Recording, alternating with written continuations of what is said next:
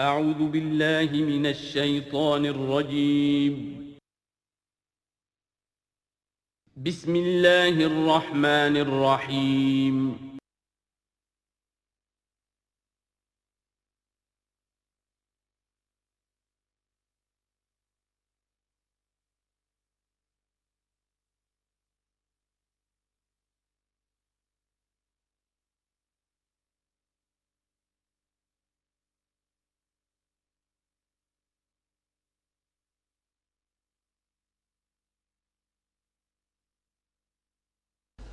الحمدللہ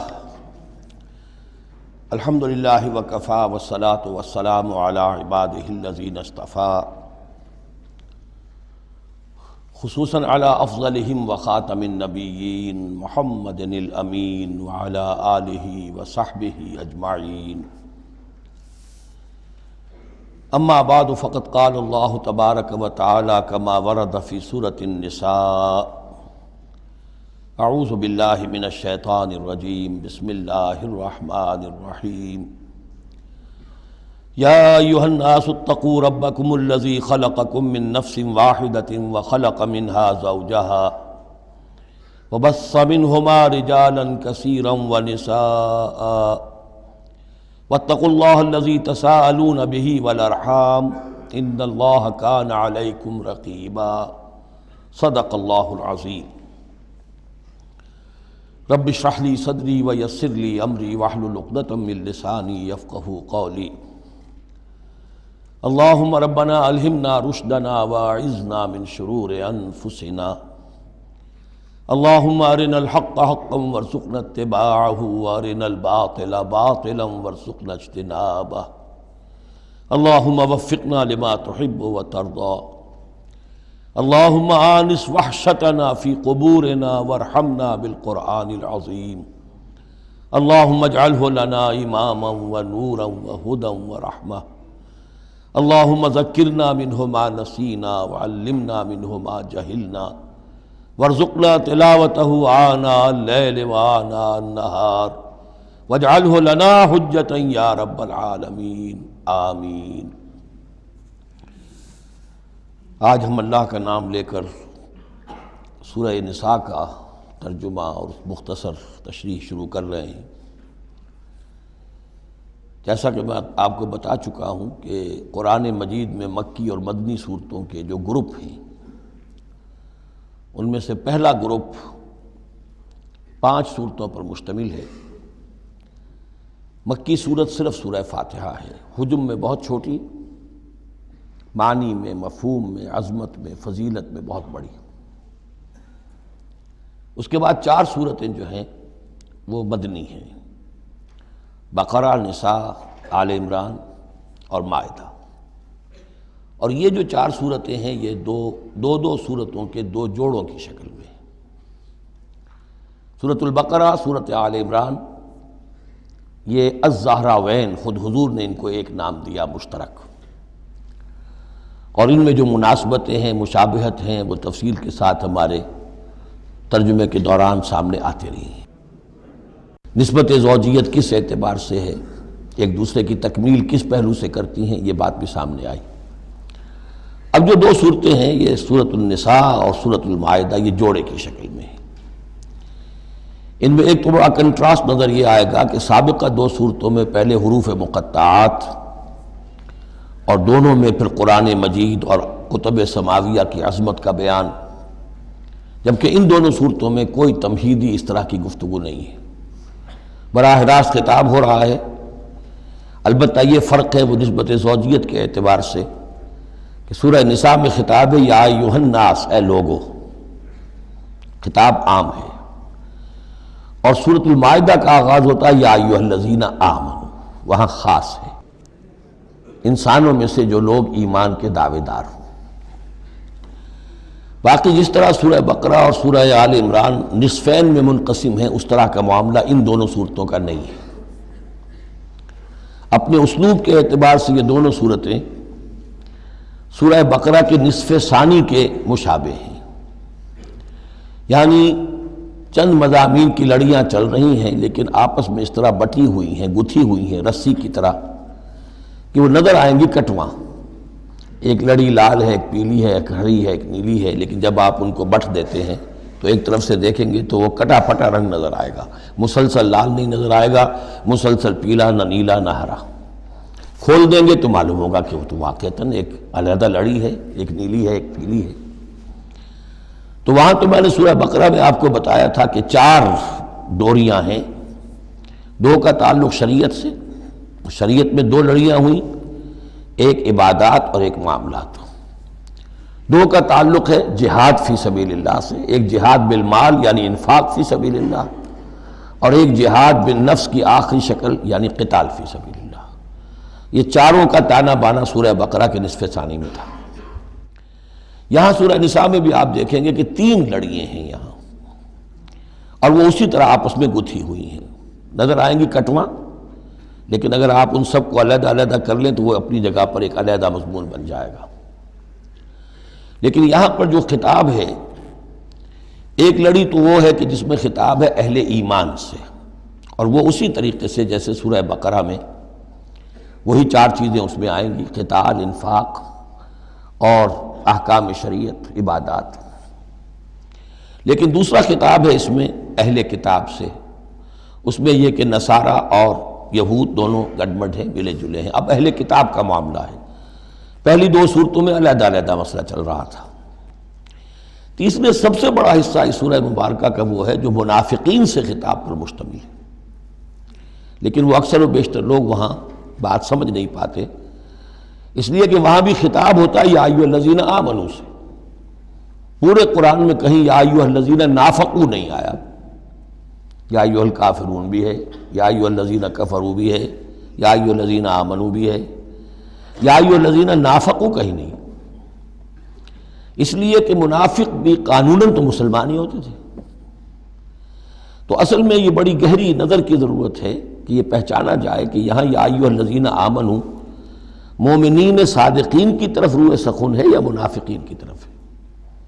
اگر یہ فرق نہ کیا جائے تو بڑی غلط فہمی ہو جاتی ہے بعض مقامات پر، مثلا سورہ توبہ کے بعض مقامات ہیں، یا ایھا الذین آمنوا ما لکم اذا قیل لکم انفروا فی سبیل اللہ ثاقلتم الی الارض۔ اہل ایمان تمہیں کیا ہو گیا جب تمہیں کہا جاتا ہے اللہ کی راہ میں نکلو تو تم بوجھل ہو جاتے ہو، زمین میں دھنسے جاتے ہو۔ تو اس سے ایک عام سوء ظن پیدا ہو سکتا ہے کہ شاید یہ عام مسلمانوں کا مسئلہ تھا، یہ عام مسلمانوں کا مسئلہ نہیں تھا، یہ منافقین کا مسئلہ تھا۔ روح سخن وہاں منافقین کی طرف ہے، مومنین صادقین تو ہر وقت اس کے لیے آمادہ رہتے تھے کھلے دل کے ساتھ، کہ واپس نہیں پھیرا کوئی فرمان جنوں کا، تنہا نہیں لوٹی کبھی آواز جرس کی، وہ تو تیار ہر وقت تھا۔ تو اصل میں یہ دیکھنا ہوتا ہے کہ کس آیت میں رخ کس کی طرف ہے۔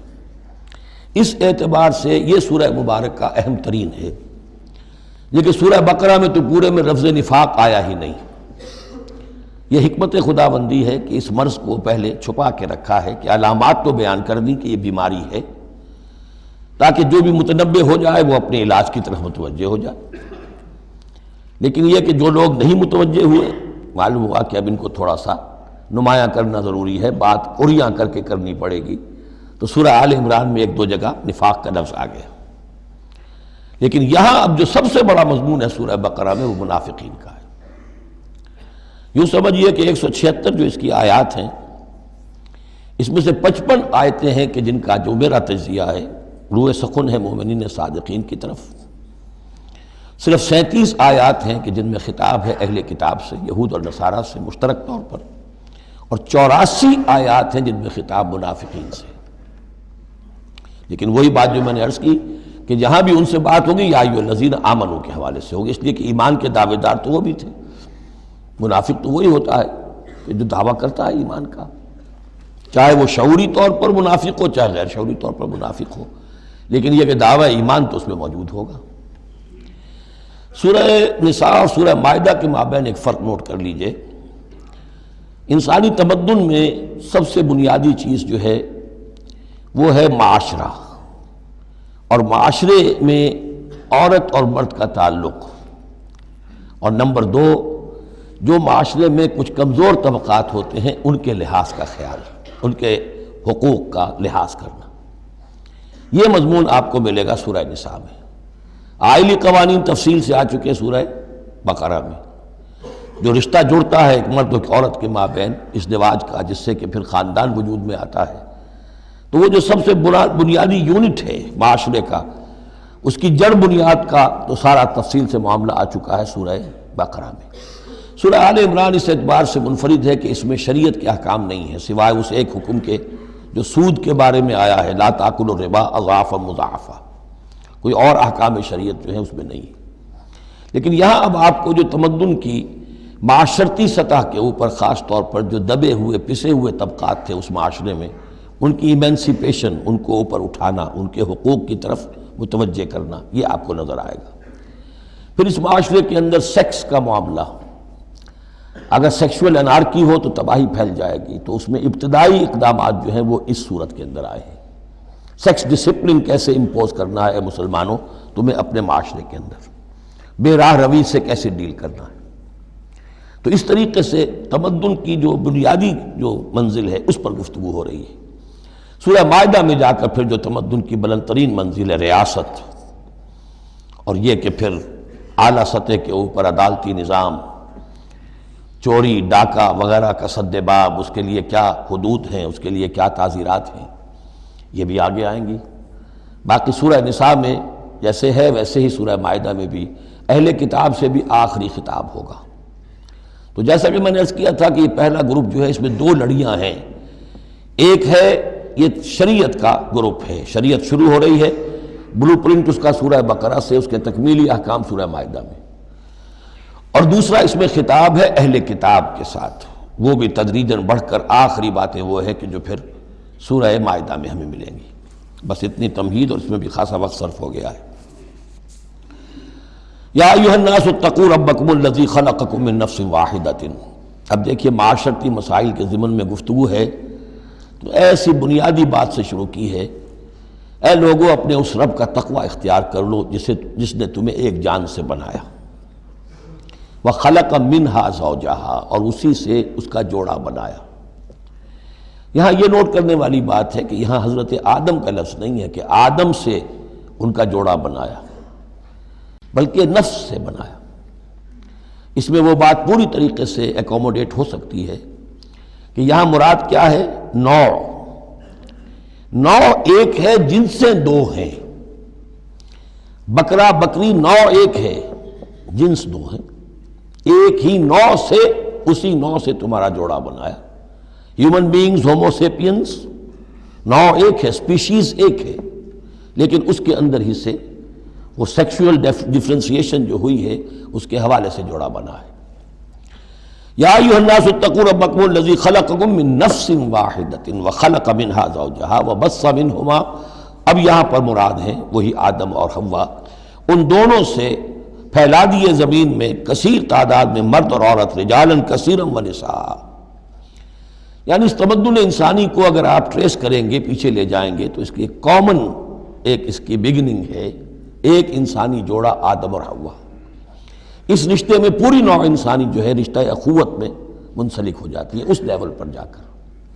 ایک ہے سگے بہن بھائی، ایک ہے دادا دادی پر جا کر کزنز مل جائیں گے، پردادا پردادی پر جا کر اور ایک لمبا حلقہ ہو جائے گا۔ چلتے جائیے تو آدم و حوا کی نسل جو ہے وہ جا کر آخر بالآخر ایک پیرنٹس ہیں، ایک کپل ہے، آدم اور حوا۔ واتقوا اللہ الذی تساءلون بہ والارحام، اور اس دیکھیے ایک ہی آیت میں دوسری مرتبہ پھر تقوی کا حکم، اور تقوی اختیار کرو اس اللہ کا جس کا تم ایک دوسرے کو واسطہ دیتے ہو۔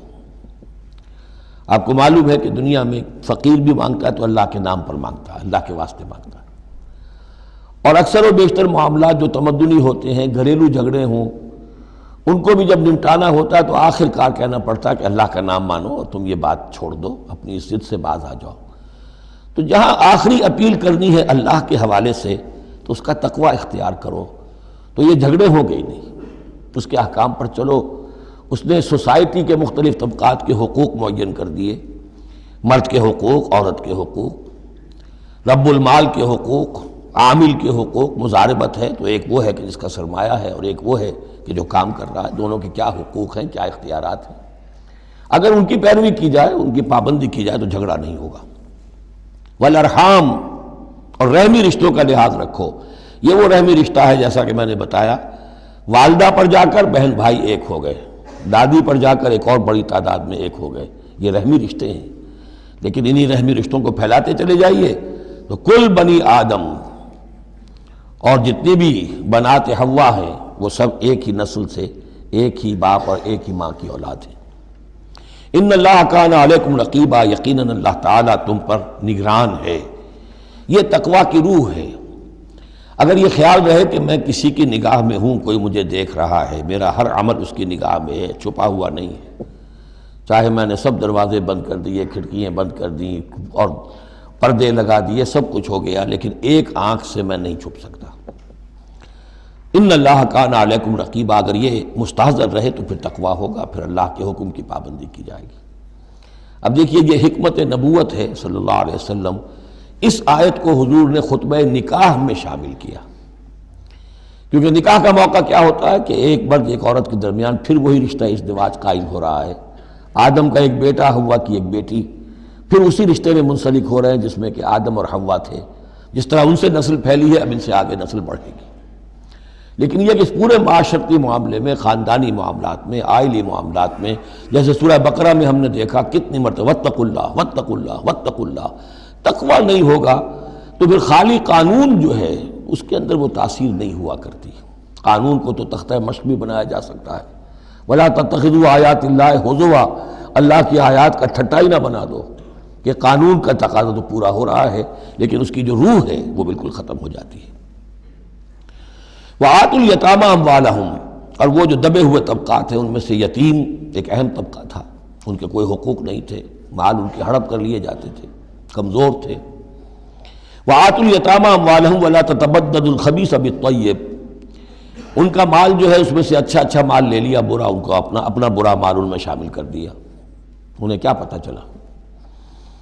اگر اول تو یہ کہ ہڑپ ہی کر گئے، نہیں تو بہت متقی ہوئے تو چلیے تعداد پوری کر دی، لیکن یہ کہ ان کا جو اچھا مال تھا اپنے طرف لے لیا اور ردی مال ادھر لگا دیا۔ وَلَا تَأْكُلُوا أَمْوَالَهُمْ إِلَىٰ أَمْوَالِكُمْ، اور ان کے مال اپنے مالوں میں شامل کر کے ہڑپ نہ کرو۔ إِنَّهُ كَانَ حُوبًا كَبِيرًا، یقیناً یہ بہت بڑا گناہ، بہت بڑے بوال کی بات ہے۔ وَإِنْ خِفْتُمْ أَلَّا تُقْسِطُوا فِي الْيَتَامَىٰ، اور اگر تمہیں اندیشہ ہو کہ تم یتیم بچیوں کے بارے میں انصاف نہیں کر سکو گے، یعنی یتیم ایک تو لڑکا ہوا، چلیے اس کی ایک زندگی ہے، ایک خاص حد کو پہنچنے کے بعد وہ ایک انڈیپینڈنٹ لائف اختیار کر لے گا۔ یتیم لڑکی کا معاملہ یہ ہوتا تھا کہ وہ یہ کہ کوئی ولی ہے، اس سے انہیں نکاح بھی کر لیا لڑکی سے تاکہ اس کا مال بھی قبضے میں آ جائے، اور چونکہ یتیم ہے اس کے پیچھے اس کے حقوق کی نگہداشت کرنے والا کوئی ہے ہی نہیں۔ اگر ماں باپ ہوں تو ظاہر بات ہے کہ پھر وہ بچی کے حقوق کے بارے میں بھی تو کچھ بات کر سکیں، لہذا جس طرح چاہیں اس پر ظلم کریں، ان کا کوئی پرسان حال نہیں۔ تو اس میں خاص طور پر کہ یتیم ایک تو ہے لڑکا اور ایک لڑکی یتیم۔ وَآتُوا الْيَتَامَىٰ، اسے منکرین سنت نے، منکرین حدیث نے اس آیت کو مختلف طریقے سے وہ تعبیر کیا ہے، لیکن وہ میں یہاں اس وقت بیان نہیں کر سکتا۔ جو مفہوم میں صحیح سمجھتا ہوں، جو سلف سے چلا آ رہا ہے، جو حضرت عائشہ صدیقہ رضی اللہ تعالی عنہا سے مروی ہے، تو میں وہی بات بیان کر رہا ہوں۔ یہاں جو ہے دوسری آیت میں، یہ تیسری آیت میں، وہ یتامہ سے مراد ہیں یتیم بچیاں، یتیم خواتین۔ وَإِنْ خِفْتُمْ أَلَّا تُقْسِطُوا فِي الْيَتَامَىٰ فَانكِحُوا مَا طَابَ لَكُم مِّنَ النِّسَاءِ مَثْنَىٰ وَثُلَاثَ وَرُبَاعَ، تو پھر یہ ہے کہ تم ان یتیم بچیوں سے نکاح مت کرو، اور تمہیں جو پسند ہو، اگر ضرورت ہے دو دو تین تین چار چار کی حد تک تمہیں اجازت ہے، نکاح کر سکتے ہو۔ تعدد ازدواج کی یہی آیت قرآن مجید میں۔ لیکن یتیم بچیوں کے تم ولی بن کر کہیں اور ان کی شادی کرو تاکہ ان کے حقوق کے لیے پاسبان بن کر تم کھڑے ہو سکو، ورنہ یہ کہ تم نے انہیں اپنے گھروں میں ڈال لیا تو پھر ان کے حقوق کا کون ہوگا جو باز پرس کر سکے تم سے۔ فَإِنْ خِفْتُمْ أَلَّا تَعْدِلُوا، البتہ یہ جو ہم نے آزادی دی ہے دو دو تین تین چار چار، اس کی ایک شرط ہے، اور وہ یہ کہ اگر دو شادیاں ہیں، تین ہیں، چار ہیں، تو عدل ہو۔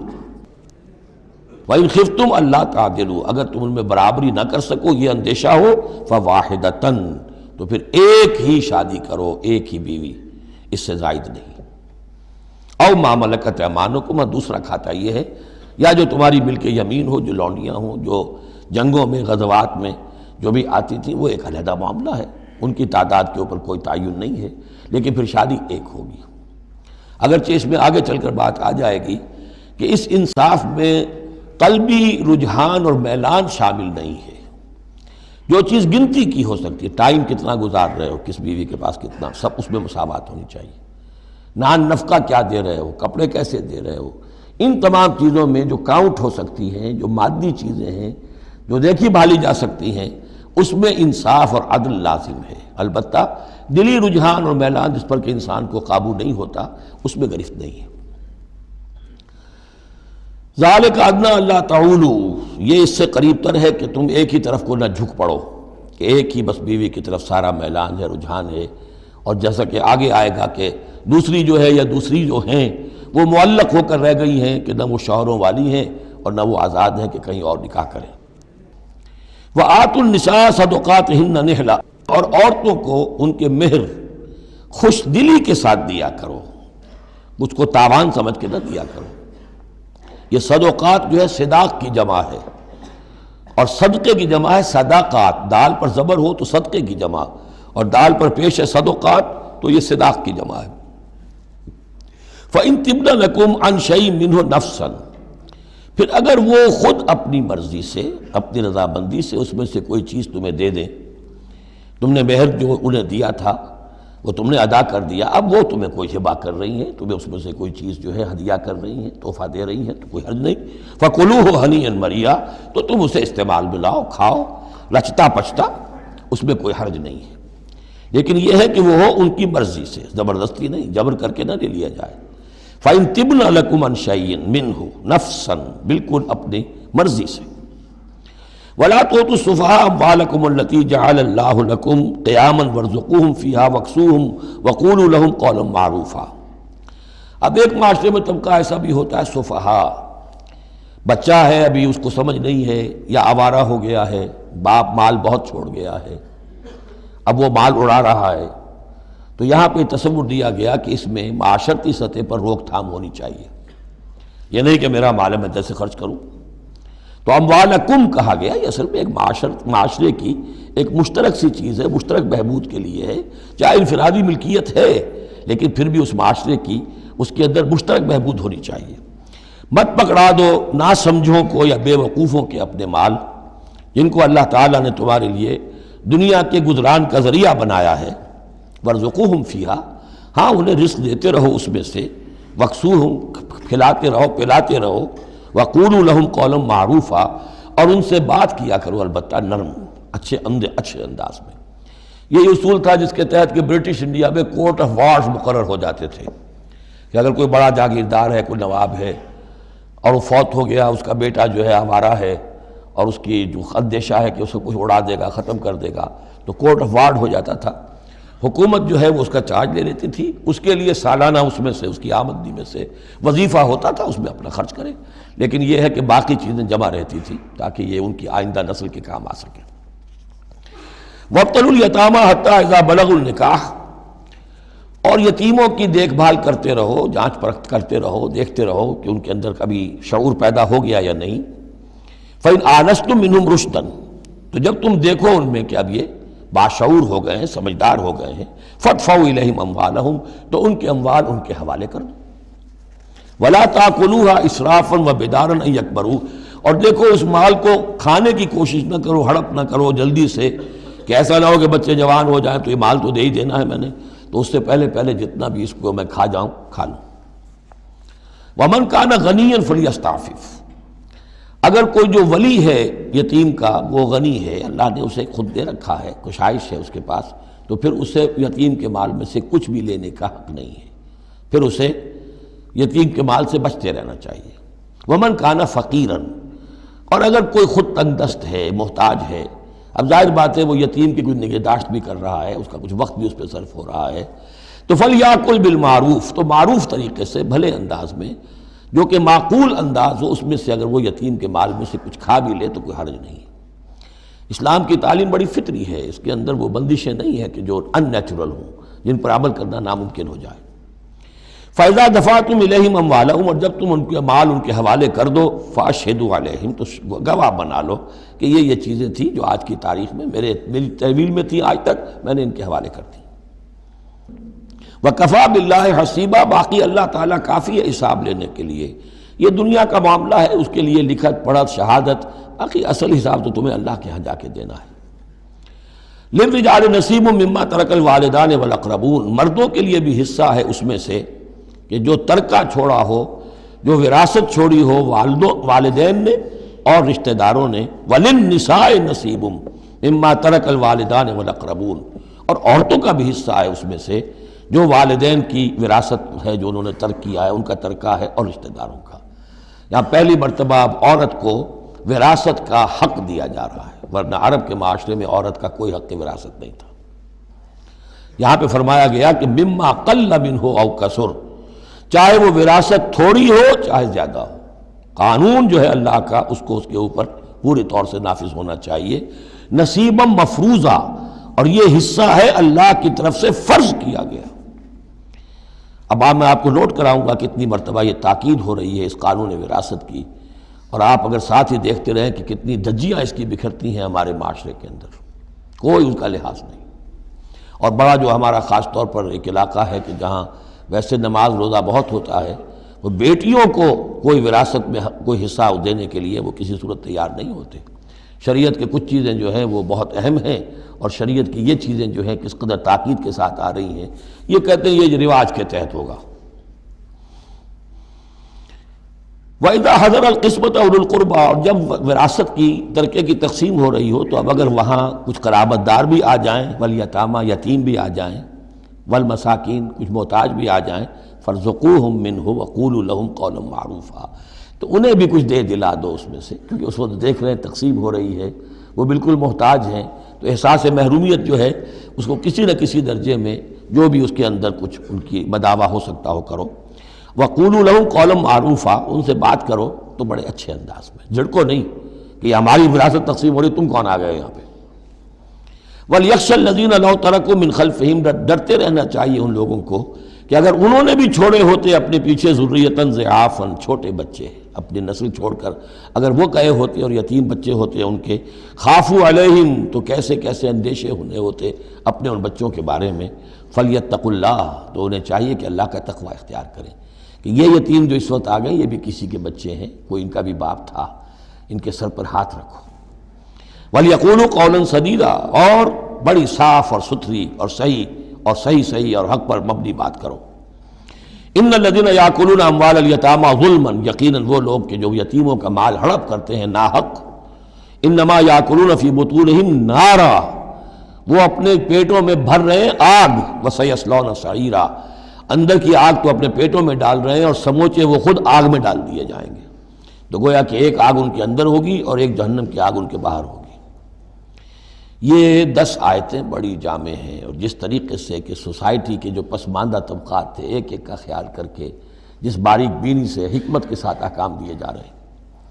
اب اس کے بعد جو رکوع ہے یہ بڑا مختصر ہے، آیتیں 4 ہیں لیکن ایک قیامت مضمر ہے ان میں، یہ اعجاز ہے۔ 4 آیتوں کے اندر اسلام کا پورا قانون وراثت جس پہ پوری جلدیں لکھی گئی، جامعیت کی انتہا ہے۔ یوصیکم اللہ فی اولادکم، اللہ تعالیٰ تمہیں وصیت کرتا ہے تمہاری اولاد کے بارے میں، للذکر مثل حظ الانثیین، لڑکے کے لیے حصہ ہے 2 لڑکیوں کے برابر۔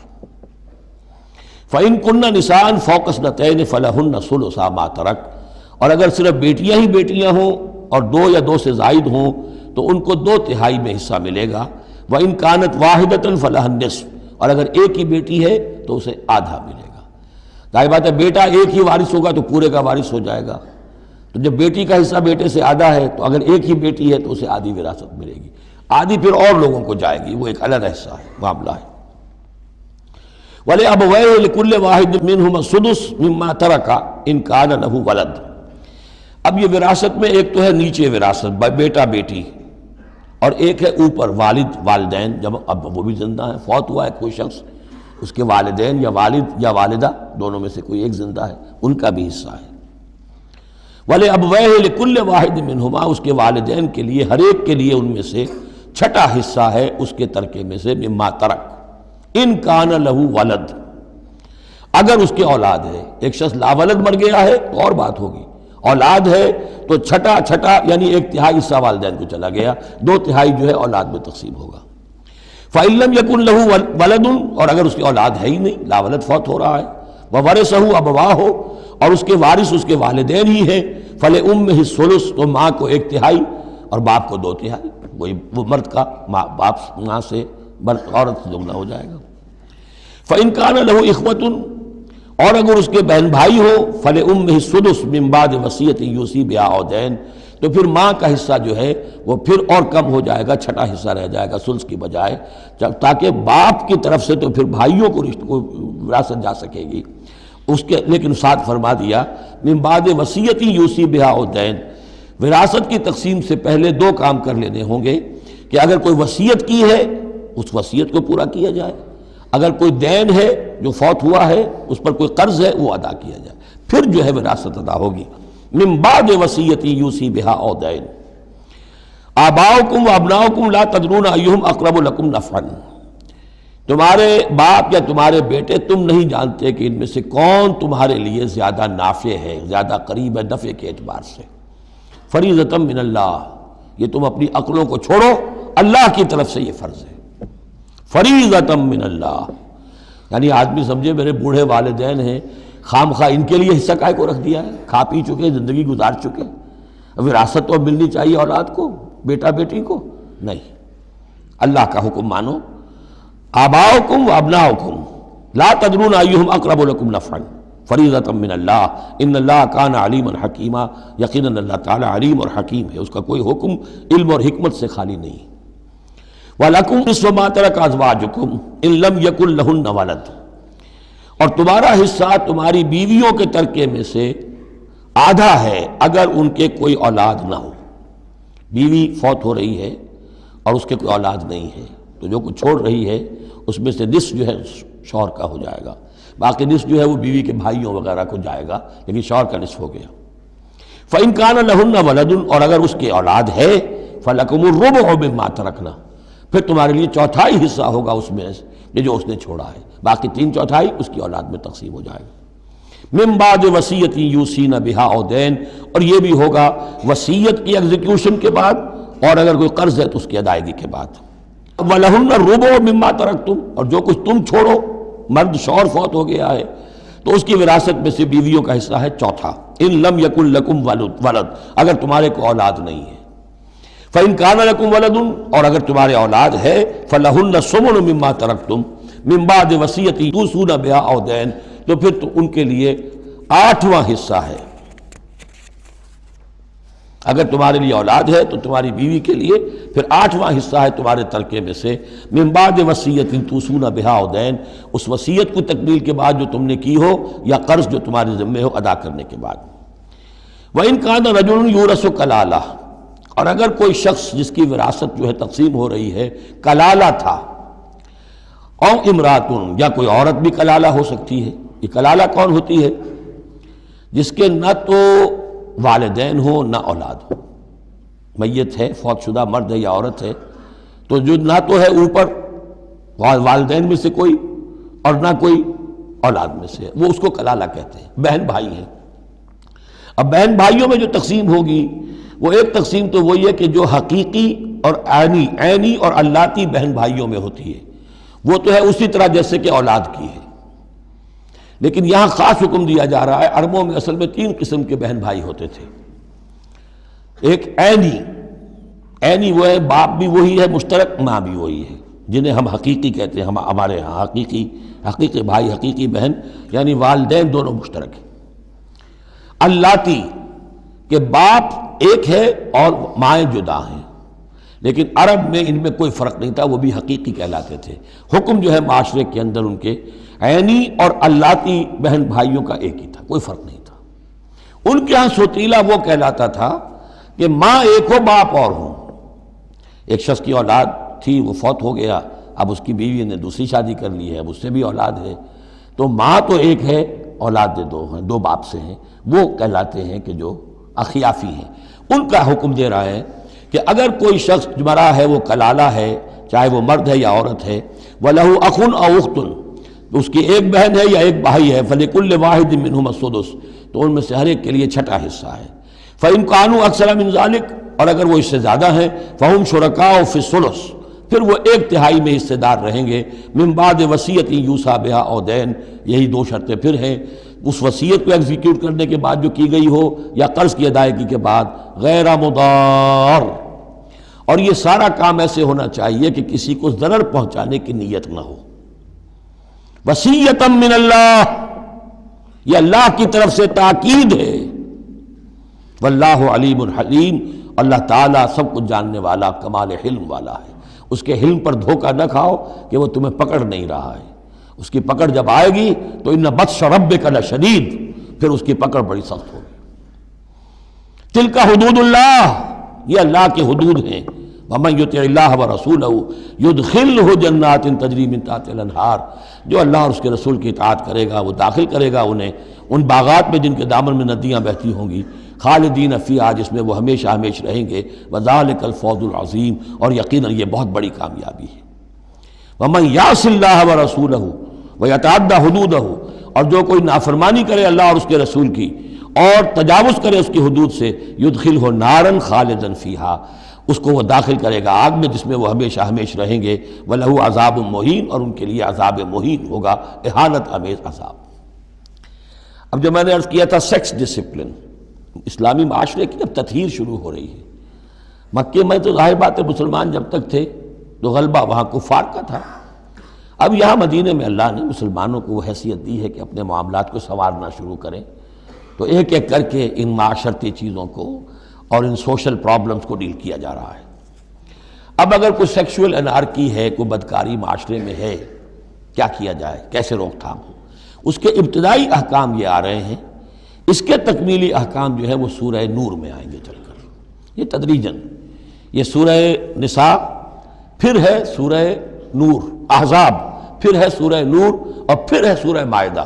اب اللہ تعالیٰ کی حکمت یہ ہوئی کہ سورہ نور اور سورہ احزاب کو کافی دور آگے رکھا ہے مصحف میں، اور یہاں پر سورہ نساء کے بعد سورہ مائدہ آ گئی ہے، ورنہ سورہ نساء، پھر سورہ احزاب، پھر سورہ نور، اور پھر سورہ مائدہ ہے، ترتیب یہ ہے۔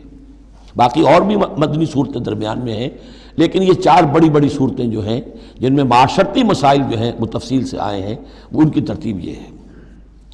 واللاتی یاتین الفاحشۃ من نسائکم، اور وہ عورتیں تمہاری عورتوں میں سے جو کوئی کسی بے حیائی کا ارتکاب کریں، فاستشہدوا علیہن اربعۃ منکم، تو پھر گواہ بناؤ، گواہ لاؤ ان پر تم میں سے 4۔ اگر وہ گواہی دیں، فإن شہدوا، اگر گواہی دیں کہ ہاں اس عورت نے بدکاری کی ہے، فامسکوہن فی البیوت، تو پھر ان عورتوں کو گھروں میں بند کر دو، حتی یتوفاہن الموت، یہاں تک کہ موت ان کو لے جائے، یتوفاہن الموت، موت ان کو لے جائے، موت ان کا قصہ پاک کرے، او یجعل اللہ لہن سبیلا، یا اللہ ان کے لیے کوئی اور راستہ نکال دے۔ وہ راستہ نکالنا ہے جو سزا کی پھر بعد میں نصاب آ گیا کہ اگر اس کو پھر سزا دے دی جائے، حد جاری کر دی جائے تو پھر آزاد ہو جائے گی، لیکن ابھی ابتدائی حکم ہے۔ یہاں معلوم ہوتا ہے کہ یہ ایسی لڑکیوں کا یا عورتوں کا تذکرہ ہے کہ جو مسلمانوں میں سے تھیں لیکن ان کا بدکاری کا معاملہ کسی یہودی سے ہو گیا ہو یا کسی ایسے شخص سے ہو گیا ہو جو ابھی مسلمان نہیں ہے، تو یہ ان کا یک طرفہ کہ ہے وہ کوئی مسلمان لڑکی یا خاتون جس کا معاملہ ہے، لیکن دوسرا جو پہلو ہے، دوسرا جو اس عمل کا جو شریک ہے وہ غیر مسلم ہے۔ واللذان یاتیانہا منکم، اور اگر وہ دونوں تمہیں میں سے ہوں، مرد بھی اور عورت بھی، فآذوہما، تو ان دونوں کو پھر اذیت دو، تکلیف دو، انہیں سزا دو۔ فإن تابا واصلحا، پھر اگر وہ توبہ کر لیں اور اصلاح کر لیں، فاعرضوا عنہما، تو ان کو چھوڑ دو۔ ان اللہ کان توابا رحیما، یقیناً اللہ تعالیٰ بہت توبہ کا قبول فرمانے والا اور رحیم ہے۔ یہ بالکل ابتدائی احکام ہیں، اسی لیے ان کی وضاحت میں، تفسیروں میں آپ کو بہت سے اقوال مل جائیں گے، اس لیے کہ اصل میں تو یہ پھر آخر میں جا کر یہ سب منسوخ شمار ہوں گے جبکہ حدود آ گئی پوری کی پوری۔ جیسے کہ وصیت کا وہ حکم جو سورہ بقرہ میں آیا تھا وہ اب ساقط ہو گیا جبکہ قانون وراثت آ گیا۔ اب وہ آیت آئی ہے کہ جو بہت بڑی حکمت کی آیت ہے، جس کا حوالہ اس سے پہلے بھی میں نے کبھی دیا ہے، انما التوبۃ علی اللہ للذین یعملون السوء بجہالۃ، اللہ کے ذمے ہے توبہ قبول کرنا ایسے لوگوں کی جو کوئی برا حرکت کر بیٹھتے ہیں جہالت اور نادانی میں، ثم یتوبون من قریب، پھر فوراً توبہ کرتے ہیں۔ یعنی اگر ایمان اندر ہے تو کسی وقت ایسا تو ہو گیا کہ کوئی خارجی اثرات اتنے پوٹنٹ ہو گئے یا نفس کے اندر ہیجان ایسا ہو گیا کہ آدمی کنٹرول نہیں کر سکا، لیکن جیسے ہی اس کے بعد ہوش میں آئے گا اس پر شدید پچھتاوا، شدید ندامت طاری ہو جائے گی۔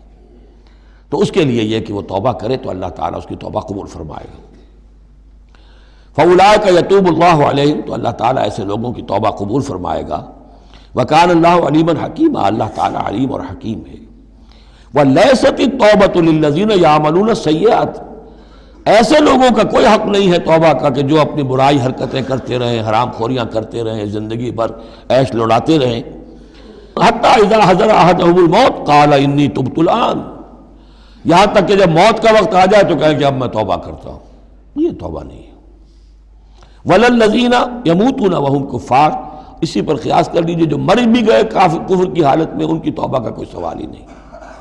اولئک اعتدنا لهم عذابا الیما، ایسے لوگوں کے لیے تو ہم نے دردناک عذاب تیار کر رکھا ہے۔ یا ایھا الذین آمنوا لا یحل لکم ان ترثوا النساء کرہا، اہل ایمان تمہارے لیے جائز نہیں ہے کہ تم عورتوں کو زبردستی وراثت میں لے لو۔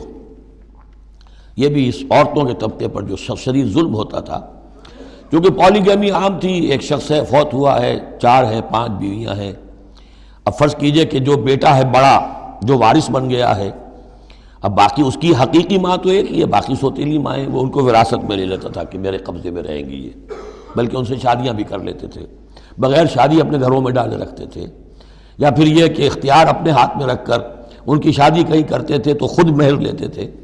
اس طرح کے معاملات کرتے تھے، عورتوں کے ساتھ یہ ظلم ہوتے تھے۔ یا ایھا الذین آمنوا لا یحل لکم ان ترثوا النساء کرہا، اہل ایمان تمہارے لیے جائز نہیں ہے کہ تم عورتوں کے وارث بن بیٹھو زبردستی۔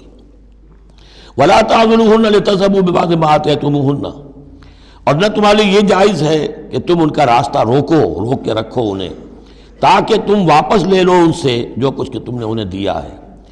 اب نکاح کیا تھا اس وقت تو بڑے چاؤ تھے اور لاڈ تھے اور کیا کیا دے دیا تھا، اور اب جو ہے اس سے وہ واپس ہتھیانے کے لیے طرح طرح کے ہتھ کنڈے استعمال ہو رہے ہیں، انہیں تنگ کیا جا رہا ہے، ٹارچر کیا جا رہا ہے، ذہنی طور پر تکلیف پہنچائی جا رہی ہے۔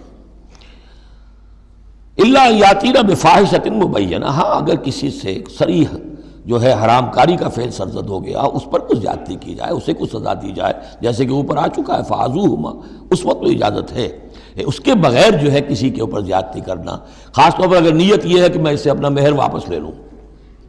وعاشروہن بالمعروف، دیکھو عورتوں کے ساتھ معاشرت اختیار کرو، رہو سہو معروف طریقے پر، بھلے طریقے پر، اچھے طریقے پر، نیکی اور راستی کے ساتھ۔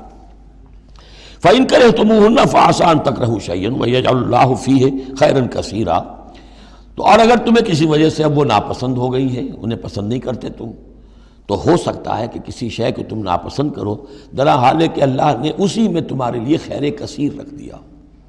پتہ نہیں ایک عورت جو ہے کسی ایک اعتبار سے آپ کے دل سے اتر گئی ہے، طبیعت کا میلان نہیں رہا ہے، اس میں اور کون کون سی خوبیاں ہیں، کس اعتبار سے آپ کے لیے وہ خیر کا ذریعہ بنتی ہے، تو اللہ کے حوالے کرو اس معاملے کو، لیکن ان کے ساتھ رکھو معاشرت صحیح، ان کے حقوق ادا کرتے ہوئے۔ ہاں اگر معاملہ ایسا ہو گیا ہے کہ ساتھ رہنا ممکن نہیں ہے تو طلاق کا راستہ کھلا ہے، شریعت اسلامی نے اس میں کوئی تنگی نہیں رکھی ہے، یہ کرسچینٹی کی طرح کا کوئی غیر معقول نظام نہیں ہے کہ طلاق ہو ہی نہیں سکتی، وہاں یہ ہے کہ طلاق کا راستہ کھلا ہے۔ وَإِنْ أَرَدْتُمْ اسْتِبْدَالَ زَوْجٍ مَكَانَ زَوْجٍ، اور اگر تم نے فیصلہ ہی کر لیا ہو کہ ایک بیوی کی جگہ کوئی دوسری بیوی لانی ہے، وَآتَيْتُمْ إِحْدَاهُنَّ قِنْطَارًا، اور ان میں سے کسی ایک کو تم نے ڈھیروں مال دیا ہو، فَلَا تَأْخُذُوهُ مِنْهُ شَيْئًا فَلَا تَأْخُذُوا مِنْهُ شَيْئًا، اس میں سے کوئی شے واپس نہیں لے سکتے، جو مہر دیا تھا وہ ان کا ہے، اب اس میں سے کچھ واپس نہیں لے سکتے۔ اتاخذونہ بہتانا و اسما مبینا، کیا تم لوگے وہ مہر واپس ان سے ناحق اور صریح گناہ کے طور پر؟ وکیف تاخذونہ، کچھ عقل کے ناخن لو، کچھ شعور اور کچھ شرافت کا ثبوت دو، کیسے ان سے وہ مال تم واپس لینا چاہتے ہو؟ وقد افضى بعضكم الى بعض، جبکہ تم ایک دوسرے سے مل چکے ہو، تمہارے مابین انتہائی قریبی رشتہ جو بھی ہو سکتا ہے دنیا کا وہ قائم ہو چکا ہے۔ وَأَخَذْنَا مِنْكُمْ مِيثَاقًا غَلِيظًا، اور وہ تم سے بہت گہرا قول و قرار لے چکی تھی۔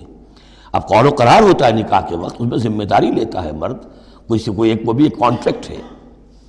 وَلَا تَنكِحُوا مَا نَكَحَ آبَاؤُكُم مِّنَ النِّسَاءِ إِلَّا مَا قَدْ سَلَفَ، اور جو تمہارے آباء نے تمہارے باپوں نے جن سے نکاح کیا ہو ان سے تم نکاح مت کرو. جو میں نے کہا تھا نا کہ جو سوتیلی مائیں ہوتی تھیں ان کو وہ اپنے نکاح کر کے گھر میں ڈال دیا یا بغیر نکاح کے ڈال دیا. یہ نکاح وہاں بھی اس معاشرے میں بھی اس کو کہتے تھے نکاح مقت، بہت ہی برا نکاح ہے. فطرت انسانی تو اباح کرتی ہے لیکن رواج ان کا تھا. یہاں قرآن مجید نے آ کر اس کا جو ہے سختی کے ساتھ سدباب کیا. وَلَا تَنكِحُوا مَا نَكَحَ آبَاؤُكُمْ، جن عورتوں سے نکاح کیا ہو تمہارے باپوں نے ان سے نکاح نہ کرو. مِنَ النِّسَاءِ إِلَّا مَا قَدْ سَلَفَ، سوائے اس کے کہ جو ہو چکا. إِنَّهُ كَانَ فَاحِشَةً وَمَقْتًا، یقیناً یہ بڑی بے حیائی کی بات ہے اور اللہ تعالیٰ کے غضب کو بھڑکانے والی ہے. وَسَاءَ سَبِيلًا، اور بہت ہی برا راستہ ہے. اب یہ طویل آیت آ رہی ہے جس میں محرمات ابدیہ کا بیان ہے کہ کن رشتوں میں نکاح کا معاملہ نہیں ہو سکتا. ایک مرد کن کن اپنی خواتین رشتہ داروں سے شادی نہیں کر سکتا. حرمت علیکم امہاتکم، حرام کر دی گئی تم پر تمہاری مائیں. نمبر 1 وبناتکم، تمہاری بیٹیاں. واخواتکم، اور تمہاری بہنیں. وعماتکم، اور تمہاری پھوپھیاں. وخالاتکم، اور تمہاری خالائیں. وبنات الاخ، اور بھائی کی بیٹیاں یعنی بھتیجیاں. وبنات الاخت، اور بہن کی بیٹیاں یعنی بھانجیاں. وامہاتکم اللاتی ارضعنکم، اور تمہاری وہ مائیں جنہوں نے تمہیں دودھ پلایا ہے. واخواتکم من الرضاعۃ، اور تمہاری دودھ پلانے والیوں کی بیٹیاں کہ جو تمہارے اب بہن بن گئی ہیں رضاعی. وامہات نسائکم، اور تمہاری بیویوں کی مائیں یعنی ساس جن کو ہم کہتے ہیں خوش دامن. وربائکم اللاتی فی حجورکم، اور اگر وہ کہ جو ربیبہ ہوں جو تمہارے ہاں پلی بڑھی ہوں. من نسائکم اللاتی دخلتم بہن، ربیب اس کو کہتے ہیں کہ ایک عورت کے پہلے کوئی اولاد تھی، آپ نے ان سے شادی کی ہے تو وہ اولاد بھی ساتھ لے آئی ہے. اب وہ آپ کی بیٹے بیٹیاں ہی ہو گئی آپ کی، لیکن وہ آپ کے حقیقی بیٹے بیٹیاں نہیں، ربیب کہلاتے ہیں، ربیب اور ربیبہ. تو وہ ربیب اور ربیبہ بھی حرام ہیں اگر اس جو ماں ہے اس کے ساتھ مقاربت کی ہو. اگر اس کے ساتھ تعلق زن و شہ ہوا ہے تو پھر وہ ربیبہ جو ہے بچی جو آئی تھی اس کے ساتھ وہ بھی حرام ہو گئی. لیکن اگر کسی وجہ سے بغیر اس کے کہ ان کے ساتھ کوئی جنسی تعلق ہو طلاق ہو جائے تو پھر اس ربیبہ کے ساتھ نکاح ہو سکتا ہے. وَرَبَائِبُكُمُ اللَّاتِي فِي حُجُورِكُم مِّن نِّسَائِكُمُ اللَّاتِي دَخَلْتُم بِهِنَّ، جن سے تم نے صحبت کی ہو ان کی جو بیٹیاں ہیں سابقہ شوہروں سے وہ حرام ہیں. فَإِن لَّمْ تَكُونُوا دَخَلْتُم بِهِنَّ، اور اگر تم نے ان سے صحبت نہ کی ہو فَلَا جُنَاحَ عَلَيْكُمْ، تو پھر کوئی حرج نہیں ہے. وَحَلَائِلُ أَبْنَائِكُمْ، اور تمہارے بیٹوں کی عورتیں یعنی بیٹوں کی بیویاں، بہو جن کو ہم کہتے ہیں تمہاری بہویں. الَّذِينَ مِنْ أَصْلَابِكُمْ، لیکن بیٹے وہ جو تمہارے اپنے صلب سے ہوں، اپنے صلبی بیٹے، منہ بولے بیٹے کا معاملہ نہیں ہے. وَأَن تَجْمَعُوا بَيْنَ الْأُخْتَيْنِ، اور یہ بھی تم پر حرام کیا گیا ہمیشہ کے لیے کہ بیک وقت دو بہنوں کو جمع کرو ایک نکاح میں. إِلَّا مَا قَدْ سَلَفَ، سوائے اس کے کہ جو ہو چکا. إِنَّ اللَّهَ كَانَ غَفُورًا رَحِيمًا، یقیناً اللہ غفور الرحیم. جو ہو گیا پہلے کا، اس کو تو گڑھے مردے اکھاڑے نہیں جا سکتے، لیکن آئندہ کے لیے یہ محرمات ابدیہ ہیں. اس میں حضور نے اضافہ کیا ہے کہ دو بہنوں کو بھی ایک وقت نکاح میں نہیں رکھ سکتے، اسی طرح خالہ بھانجی کو بھی نکاح میں نہیں رکھ سکتے، اور پھپھی بھتیجی کو بھی نکاح میں نہیں رکھ سکتے. یہ محرمات ابدیہ ہیں کہ جن کے ساتھ کسی حال میں کسی وقت شادی نہیں ہو سکتی. اب ہے وہ محرمات جو عارضی ہیں. والمحصنات من النساء، وہ عورتیں جو کسی اور کے نکاح میں ہیں. اب یہ اس وجہ سے کہ وہ اس کے نکاح میں ہیں آپ پر حرام ہے.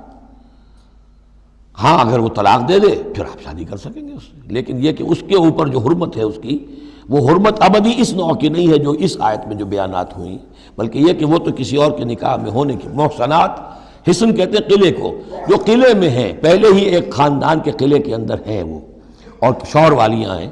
الا ما ملکت ایمانکم، سوائے یہ کہ ان میں سے کوئی تمہارے ہاں کنیز بن کر آ جائے. اب ظاہر بات ہے جنگ ہوئی ہے، وہ عورتیں جو ہیں مشرک مردوں کی بیویاں ہیں، وہ لونڈیاں بن کے آ گئی ہیں، تو اگرچہ وہ بیویاں ہیں مشرکوں کی، محصنات ہیں اس معنی میں، لیکن وہ لونڈی کی حیثیت سے آپ کے لیے جائز ہوں گی. کتاب اللہ علیکم، یہ اللہ کی کتاب ہے، حکم ہے، فرض ہے تمہارے اوپر. وَإِلَّا لَكُمْ مَا وَرَاءَ ذَلِكُمْ، اب اس کے علاوہ تمہارے لیے تمام عورتیں حلال ہیں. تو آپ نے دیکھا کہ کتنی تھوڑی سی تعداد میں عورتیں ہوئیں کہ جن سے نکاح حرام ہوا، باقی کثیر تعداد.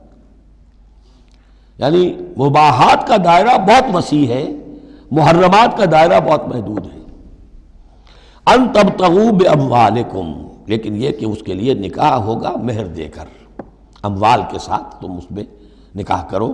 محسنین، نیت ہو گھر میں بسانے کی، قلعے میں لانے کی، غیر مسافہین، صرف مستی نکالنے کی نہیں، یعنی یہ جو ہے اس کو ایک کھیل اور ہابی نہ بنا لو، گھر میں آباد کرنے کی نیت ہو، اس سے شادی کی جائے۔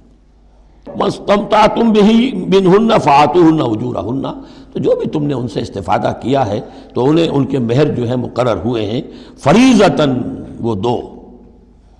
وَلَا جُنَاحَ عَلَيْكُمْ فِي مَا تَرَاضَيْتُمْ بِهِ مِنْ بَعْدِ الْفَرِيضَةِ، اس میں کوئی حرج نہیں ہے کہ کسی مہر کے مقرر ہونے کے بعد اگر باہمی رضامندی سے اس میں کوئی کمی بیشی ہو جائے۔ ان اللہ کان علیما حکیما، یقیناً اللہ تعالی علیم ہے اور حکیم ہے۔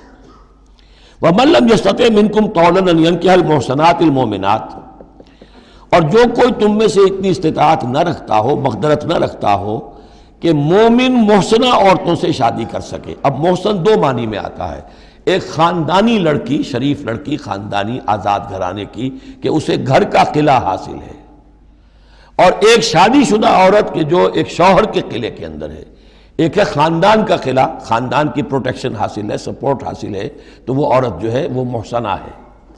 اسی طرح وہ عورت کہ جو شوہر کے گھر میں ہے، ایک قلعے میں ہے، اس کے گھر میں ہے، اس کی حفاظت میں ہے، وہ بھی محسنہ ہے۔ پہلے تھا وہ دوسری معنی میں یعنی شادی شدہ، یہاں مراد ہے شریف زادیاں، آزاد مسلمان عورتیں۔ اب ظاہر بات ہے آزاد مسلمان عورتوں کا تو مہر ادا کرنا پڑے گا، اس حوالے سے اب کوئی بیچارہ مفلس ہے، نہیں دے سکتا ہے تو کیا کرے۔ وَمَن لَّمْ يَسْتَطِعْ مِنْكُمْ طَوْلًا أَن يَنكِحَ الْمُحْصَنَاتِ الْمُؤْمِنَاتِ فَمِمَّا مَلَكَتْ أَيْمَانُكُمْ، تو جو لونیاں ہیں ان سے نکاح کر لو۔ مِنْ فَتَيَاتِكُمُ الْمُؤْمِنَاتِ، جو تمہاری مومن جو لونیاں ہوں۔ فَأَنكِحُوا وَاللَّهُ أَعْلَمُ بِإِيمَانِكُمْ، باقی یہ کہ کون مومن ہے اور نہیں ہے یہ اللہ بہتر جانتا ہے۔ مراد یہ ہے کہ جو بھی قانونی اعتبار سے مسلمان ہیں، جس کے تم ایک دوسرے کو مسلمان سمجھتے ہو۔ بعضکم من بعض، تم سب ایک دوسرے ہی میں سے ہو۔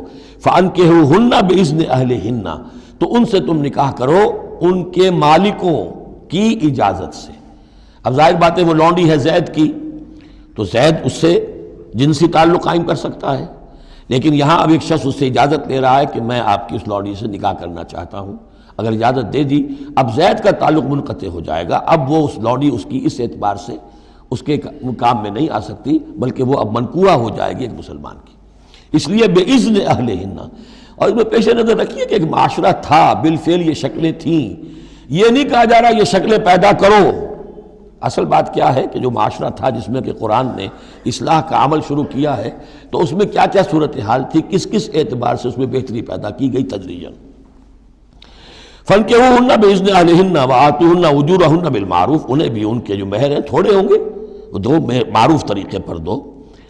محسنات غیر مصافحات، ان سے بھی جو تعلق ہے یہ نکاح کا ہوگا تو نیت ہونی چاہیے گھر میں بسانے کی، محض مستی نکالنے کی اور شہوت رانی کی وہ نیت نہ ہو۔ ولا متخذات اخدان، اور نہ ہی کوئی چوری چھپی کی دوستیاں اور یاریاں ہوں، یہ نہیں، کھلم کھلا نکاح ہو، معلوم ہو کہ فلاں کی لونڈی ہے۔ جیسے حضرت سمیہ رضی اللہ تعالی عنہ، یہ ابو جہل کا چچا تھا، ایک شریف انسان تھا، اس کی لونڈی تھی۔ پھر جب یہ یاسر آئے ہیں یمن سے اور آباد ہوئے مکے میں، تو انہوں نے اس کے ابو جہل کے چچا سے اجازت لے کر اور ان کی لونڈی سمیہ سے شادی کی ہے۔ ان سے پھر حضرت عمار ہوئے، عمار ابن یاسر اور عمار کی والدہ سمیہ رضی اللہ تعالی عنہم، یہ تین کا ایک کنبہ تھا۔ وہ شریف آدمی مر گیا تو پھر ابو جہل جو ہے اس کو اختیار ہو گیا ان پر، اس نے پھر جو پرسیکیوٹ کیا ہے وہ آپ کو معلوم ہے۔ اس خاندان کو بدترین جو ایذائیں دی گئی ہیں وہ اس خاندان کو دی گئی۔ فَإِذَا أُحْصِنَّ، پھر جب وہ قید نکاح میں آ جائیں، فَإِنْ أَتَيْنَ بِفَاحِشَةٍ، پھر اگر وہ کوئی غلط کام کریں، اگر کوئی وہ جو ہے بے حیائی کا کام کریں، فَعَلَيْهِنَّ نِصْفُ مَا عَلَى الْمُحْصَنَاتِ، تو انہیں آدھی سزا دی جائے گی اس کی کہ جو شادی شدوں کو دی جائے گی۔ اب یہ جو ہے چونکہ ابتدائی احکامات ہیں، ابھی تک تو رجم کا حکم آیا ہی نہیں ہے، ابھی تک 100 کوڑوں کا حکم بھی نہیں آیا ہے، ابھی تو یہ تھا آزوہما، تو کوئی بھی انہوں نے اپنا طریقہ مقرر کر لیا ہے کہ اتنا کچھ ہم ماریں گے۔ تو اس میں البتہ ذہن میں رکھا جائے کہ اس میں یہ ہے کہ جو یہ لونڈی ہے منکوحہ، اس کو اگر سزا دینی ہے اسی طرح کے جرم کی، تو اس کی سزا بھی آدھی ہوگی، اس لیے کہ ایک شریف خاندان کی عورت جس سے پروٹیکشن حاصل ہو، اس کا معاملہ اور ہے، اور ایک اس بیچاری غریب یعنی اس کا لونڈی کا معاملہ اور ہے۔ ذالک لمن خشی العنۃ منکم، یہ رعایت بھی کہ مسلمان لونڈیوں سے نکاح کر لو، یہ بھی تمہارے لیے، تم میں سے ان لوگوں کے لیے ہے کہ جنہیں اندیشہ ہو فتنے میں پڑنے کا، جو اپنی شہوت اور جنسی جذبے کو روک نہ سکتے ہو، کہ اگر ان کے لیے نکاح کی کوئی شکل نہیں بنتی ہے تو ہو نہ جائے کہ کہیں کسی غلط کام میں وہ ملوث ہو جائیں، ورنہ یہ کہ وان تصبروا، اگر تم صبر کرو تو چونکہ عام طور پر جو باندیاں تھیں ان کا کردار اونچا نہیں تھا اس معاشرے میں، تو بہتر یہ ہے کہ ان سے نکاح کرنے سے تم بچو اور تعفف کرو، اس میں بہتری ہے۔ وان تصبروا خیر لکم، اور اگر تم صبر کرو تو یہ تمہارے حق میں بہتر ہے۔ واللہ غفور الرحیم، اللہ غفور الرحیم ہے۔ یرید اللہ لیبین لکم، اب یہ چونکہ کچھ احکام آ رہے ہیں تو ایک فلسفے کی باتیں آ رہی ہیں اب چند۔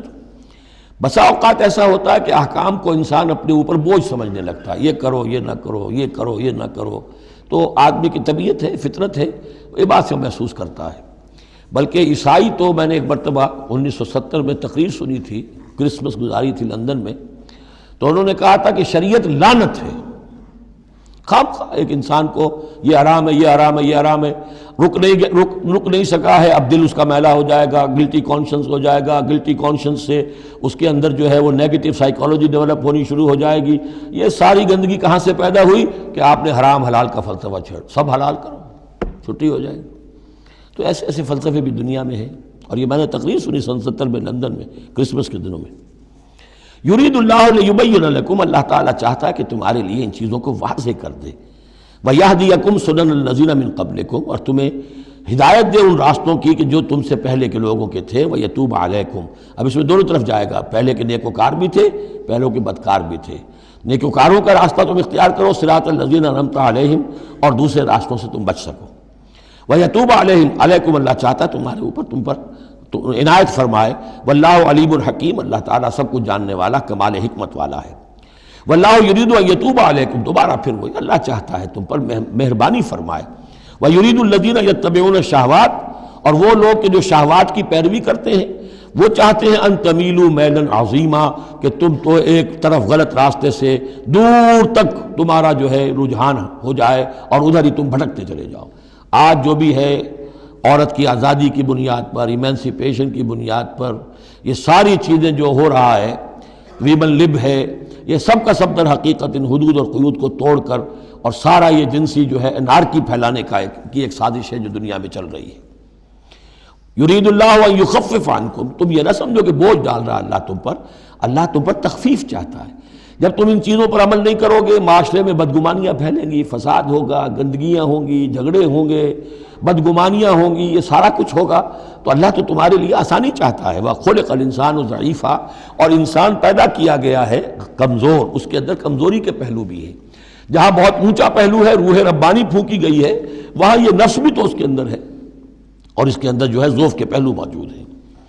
یا ایھا الذین آمنوا لا تاکلوا اموالکم بینکم بالباطل، اہل ایمان اپنے مال آپس میں باطل طریقے سے ہڑپ نہ کرو، الا ان تکون تجارتا عن تراض، سوائے اس کے کہ تجارت ہو تراض منکم، تمہاری باہمی رضامندی سے۔ یہ جوتا ہے 200 روپے کا ہے، آپ کو منظور ہے 200 دیجئے، جوتا لے لیجئے، یہ آپ کی باہمی رضامندی سے سودا ہے، وہ ہو گیا۔ لیکن یہ کہ اس سیدھے سادے اور صحیح اور طریقے پر، ایک ظاہر بات ہے کچھ نہ کچھ تو آپ نے نفع اس میں سے کمایا ہے، آپ نے محنت کی ہے، کہیں سے لائے ہیں، سٹور کیا ہے، دکان کا کرایہ دیا ہے، لیکن اس کو وہ گرج نہیں کرے گا۔ لیکن جھوٹ بول رہے ہیں، خدا کی قسم کھا رہے ہیں کہ میں نے تو اتنے کر لیا، اب یہ ہو گیا، آپ نے اپنی ساری محنت بھی ضائع کی اور آپ نے حرام کما لیا۔ اور یا کوئی اور طریقے ہیں، مال ہڑپ کر رہے ہیں، دھوکہ دے رہے ہیں۔ یا ایھا الذین آمنوا لا تاکلوا اموالکم بینکم بالباطل الا ان تکون تجارتا عن تراض منکم ولا تقتلوا انفسکم، اور نہ اپنے آپ کو قتل کرو، یعنی ایک دوسرے کو قتل کرو۔ تمدن کی جڑ دو چیزوں پر ہے، احترام جان، احترام مال۔ میرے لیے آپ کا مال محترم ہے، آپ کی جان محترم ہے، میں اسے کوئی گدن نہ پہنچاؤں۔ آپ کے لیے میرا مال، میری جان، میرا جسم محترم ہے، اسے کوئی گدن نہ پہنچائے۔ اگر تو یہ جنٹلمین ایگریمنٹ ہمارا چلتا ہے، تب تو ہم ایک معاشرے میں رہ سکتے ہیں، ایک ملک میں رہ سکتے ہیں، اور اس میں اطمینان ہوگا، سکون ہوگا، چین ہوگا۔ اور جہاں یہ دونوں احترام ختم ہو گئے، جان کا نہ مال کا، تو ظاہر بات ہے کہ پھر وہاں سکون کہاں سے آئے گا، اطمینان کہاں سے آئے گا، چین کہاں سے آئے گا۔ ولا تقتلوا انفسکم ان اللہ کان بکم رحیما، یقیناً اللہ تعالی تم پر بہت ہی مہربان ہے۔ ومن یفعل ذلک عدوانا وظلما، اور جو کوئی بھی یہ کام کرے گا، دو کام، چوری اور دھوکہ اور قتل نفس، ظلماً اور عدوانا، تعدی کے ساتھ، ظلم کے ساتھ، فسوف نصلیہ نارا، تو اسے تو ہم جھونک دیں گے آگ میں، وکان ذلک علی اللہ یسیرا، اور یہ چیز اللہ پر بہت آسان ہے۔ یہ نہ سمجھنا کہ کیا اللہ تعالیٰ تمام نوع انسانی کو جہنم میں جھونک دے گا، یہ اللہ کے لیے بہت آسان ہے۔ بارک اللہ لی و لکم فی القرآن العظیم ونفعنی و ایاکم بالآیات والذکر الحکیم۔